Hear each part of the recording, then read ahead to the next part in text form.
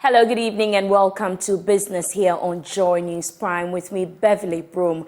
Fitch Solutions is predicting that the Bank of Ghana would cut the policy rate by 600 basis points to 22% by the end of next year. It also believes that Ghana will reach a debt deal with its external creditors in the second half of 2024. Here's more in this report. UK-based firm is attributing this to the downward trend in inflation from the fourth quarter of this year.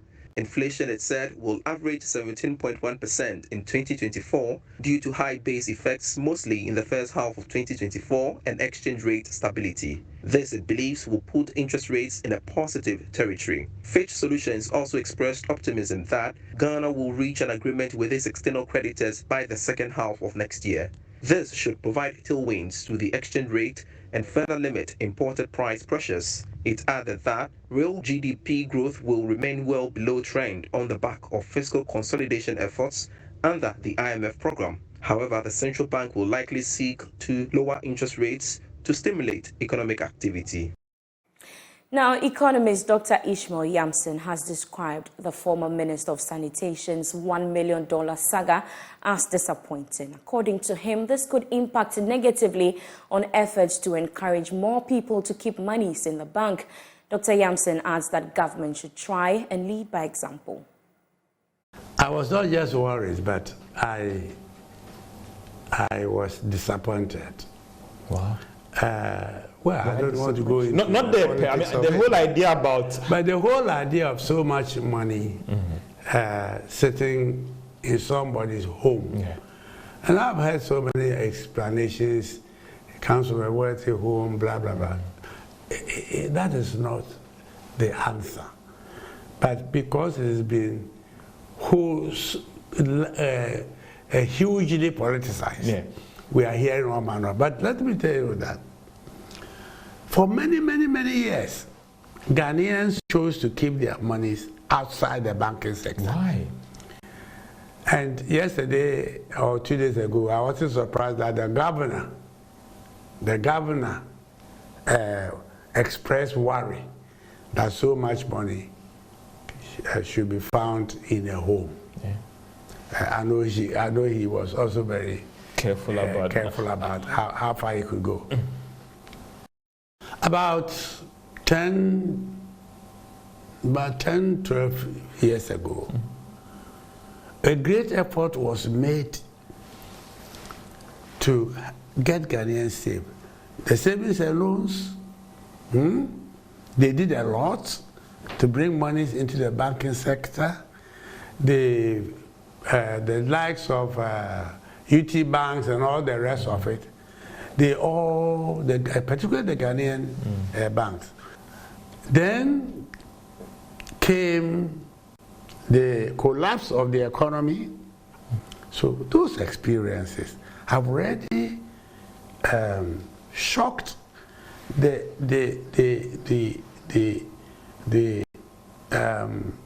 confidence in the banking of sector, individuals in the banking system. And the fund have said this clearly, that rebuilding confidence in the financial sector is going to be critical in the recovery of the economy. So, does it mean that some people have always known that there was going to be DDEP and therefore they took their money before the likes of us suffered, or what? So it is bad for Ghana, and especially if it happens that they are not ordinary people, but they are politicians, public officers. I don't know the facts, and I don't know that that's not what I'm saying. Yeah. But the mere fact that you were a public officer, and it appears she might not be. The reports coming out even suggest that there are more public officials who are in that practice. Exactly. So you are telling us, ordinary people, go and put your money in the bank. But you have decided that for some reason, you won't put your money in the Ghanaian banks. Now, Executive Director of the Economic and Organized Crime Office, Yoko Mamia Tiwa Adodankwa, has advised internet users to desist from reporting mobile banking fraud incidents to the media and make law enforcement agencies their first point of call. She explains that reaching out to the media would destroy evidence that will aid authorities in their investigations to bring perpetrators to book. Mamea Tiwa made the call when MTN and IOCO signed a memorandum of understanding to combat the surging rates of mobile banking fraud in the country. Cyber-related crimes are emerging crime, and that some of us are not too much conversant with the way evidence are gathered. And as part of the collaboration, MTN Mobile Money is going to help us to develop a training content that will be suitable for the kind of investigation that we have to conduct. And not only that, you know, IOCO works with other law enforcement institutions like the Ghana Police Service. So in our training programs, we also invite some of these law enforcement to be part of it, so that together we can build an investigative team that will be well informed, well knowledgeable, well positioned in such a way that some of these crimes, wherever they occur, irrespective of the town, even in my village, there will be some investigator that will be there to help build evidence for successful prosecutions. Let me finally let the media know that sometimes people are more comfortable reporting incidents to the media, and most often you rather prefer to come out and blow it out. The best thing that you need to do is to let law enforcement know. The moment you come out with that, some of the evidence will be destroyed or will be taken away. So when any information of such nature comes to your attention, wherever you are, let the nearest police station or any other law enforcement get to know about it. And that is how we fight crime. But sometimes the moment you say it out and then people get to know that something like that is going, by the time law enforcement get to the scene, all those things will not be available for us to take action. So help all of us.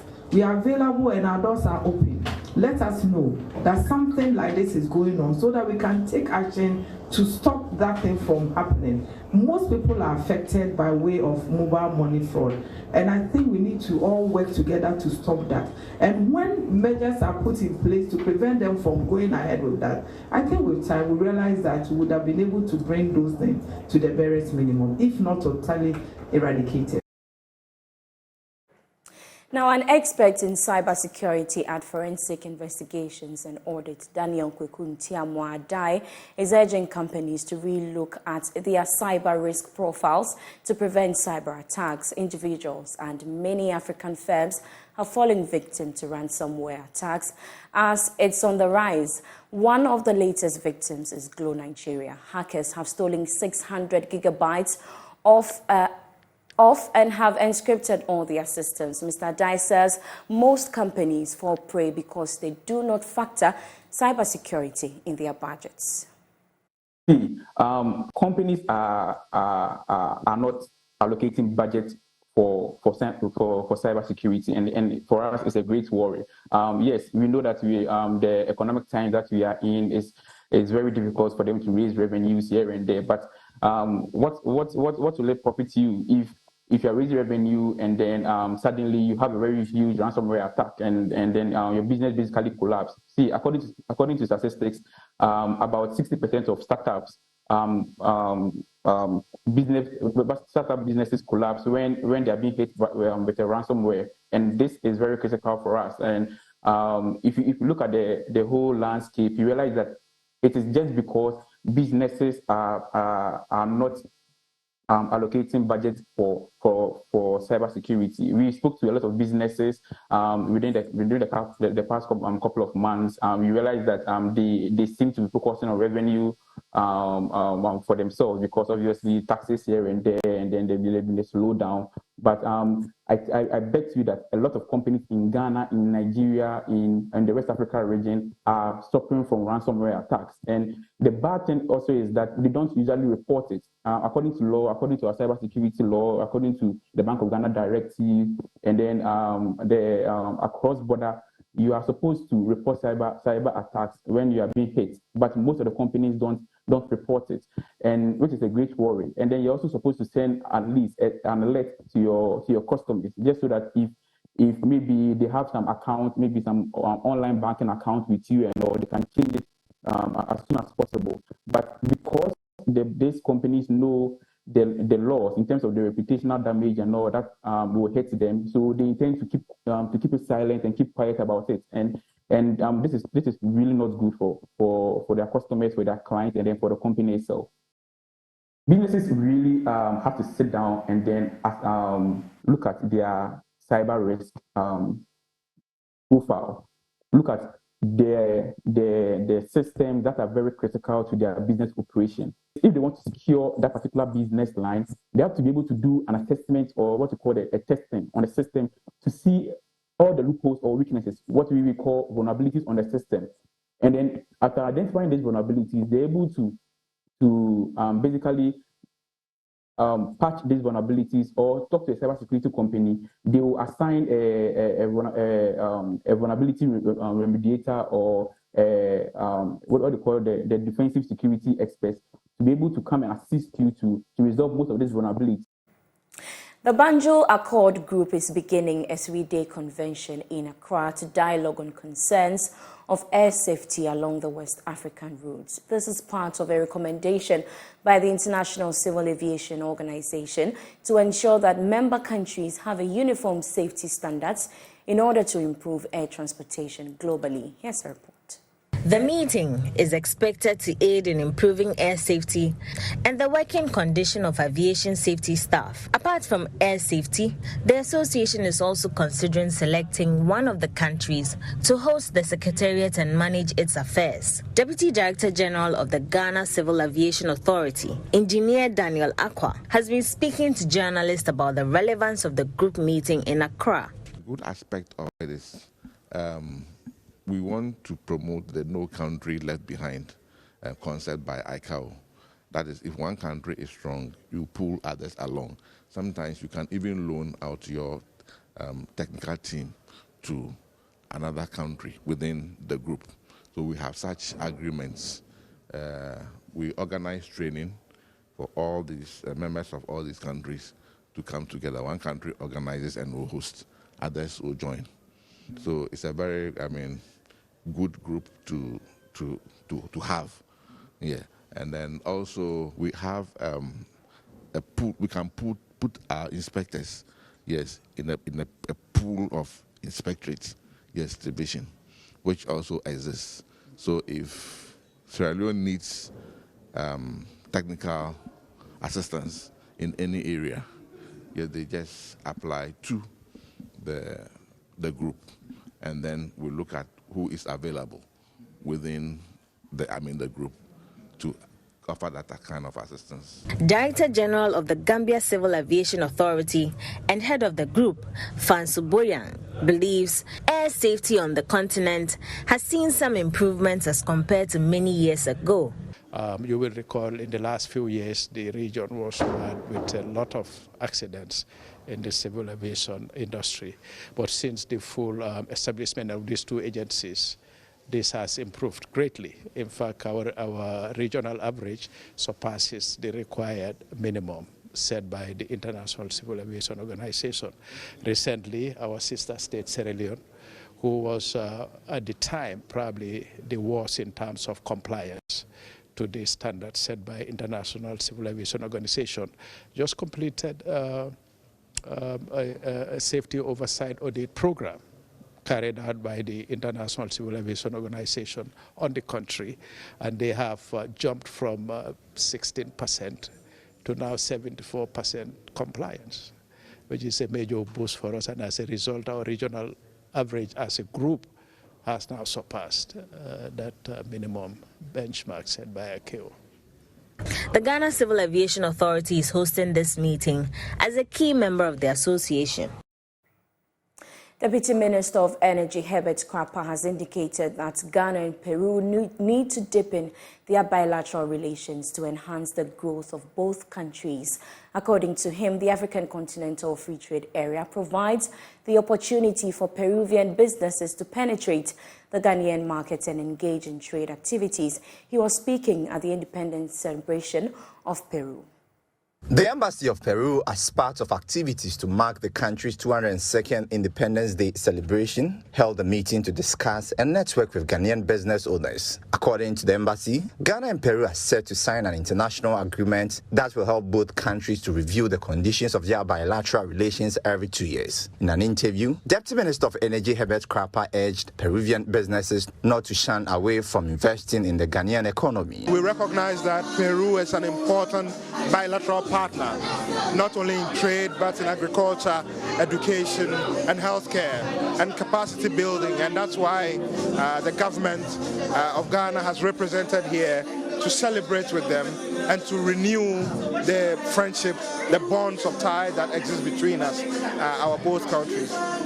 As you know, the African market has today opened up with the African Continental Free Trade Area, and we believe that it is an opportunity for businesses in Peru to use Ghana as a hub to open up into the African continent. We are aware that they have recently also appointed an ambassador, of course, who is yet to formally present their credentials, and we hope that through the Ministry of Foreign Affairs, the Ministries of Energy and Trade and Education can concentrate some serious work in terms of trade, in terms of education, in terms of agriculture. The head of mission of Peru to Ghana, Abel Antonio Cardenas, added that Ghana needs to explore opportunities provided by gastronomy to create jobs. The Peruvian gastronomy is internationally recognized. And that is because Peru has developed its gastronomy in order to make it exportable, and it represents a considerable percentage of our GDP. Ghana is endowed with the resources to go through the same process, thereby creating jobs and empowering your touristical appeal. We can work together through this path. I am sure that after the signing of the Memorandum of Understanding, the next steps will include other agreements that will give us the framework to work on these different ways of strengthening our relations, as well as giving our populations a better future. The two countries are hoping to deepen their relations to benefit both countries economically. Now, this week's episode of Food Chain puts the spotlight on chili production, as Gesal and its partners exported the first batch of chilies, 83 cartons, from its pilot project, the Net House Technology, post-EU ban. Pepper is an important vegetable used in preparing food in most Ghanaian homes. It is used in sauce and also used for snacks like egg and pepper, also known as kosuani meko. Due to the high consumption of it, World Data Atlas shows that Ghana produces an average of 3,700 tons of pepper annually. The mode of production over the years had been traditional farming, but the past 8 years have seen a gradual shift to the Net House Technology. Director of Agribusiness at Gesal, Samuel Yeboah, explains the technology. So we started this about 4 months ago. We did a nursery for 6 weeks, after which we did the transplanting, especially exactly on the 17th of May.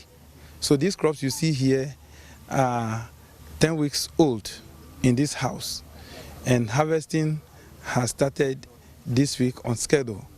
We expect to make about $25,000 from this production alone, which is 0.4 of a hectare, 1 acre to be precise.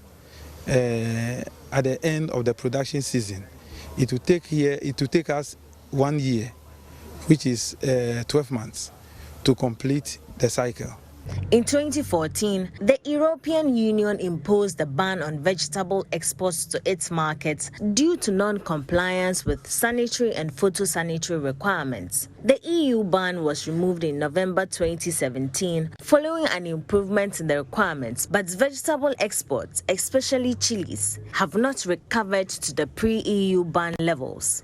In a bid to revive the sector, Gesal started a commercial trial of production of chili in net houses. Techi Sraha is Chief Operating Officer at Gesal. We want to intervene in this sector to demonstrate to the agribusiness and the financial institutions that it is possible to produce pepper in net houses, which using this low-tech low technology for export. One, it helped to address some of the phytosanitary issues that the EU raised with respect to excessive use of agrochemical because of pest infestation. Because the net house, one of the risks that it addresses is it minimizes pest infestation as against open field production. It is estimated that Ghana lost $30 million during the period the ban was imposed.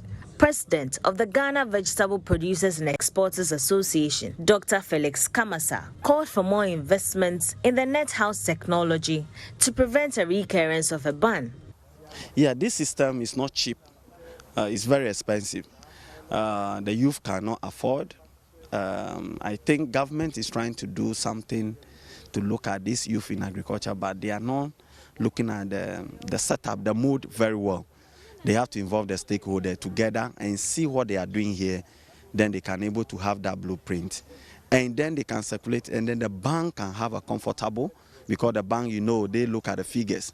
Juliana Asante Dati, Executive Director of Agri Impact, an agribusiness consultancy firm managing the technology, highlighted the importance of the net house technology. So what you are trying to do under the protected cultivation is that, one, you get to control some of the parameters. So even though this is a net and it rains and it will come in, the sizes of the pores would break the impact of the rain. So not all of the rain, and also it will keep out some of the dirt. We are using irrigation. So when there's no rain, we can still continue production, and we do the fertigation and everything through the dripper system. We get to control the fertilizers and agro inputs that you use, and we're also following a protocol. So it's not just about spraying. You have to spray at the right time, you have to spray the right quantity, you even have to use the right applicator to do the spraying. So all of these protocols is what makes the protected cultivation better. Prospects in chili production are huge. Hence, it will be beneficial to the economy if Ghana could quickly recover from the impact of the ban and increase exports. And that's how we wrap up business tonight. For more business news, you can log on to myjoyonline.com/business. And Beverly Broom Sports is next. Have a wonderful weekend.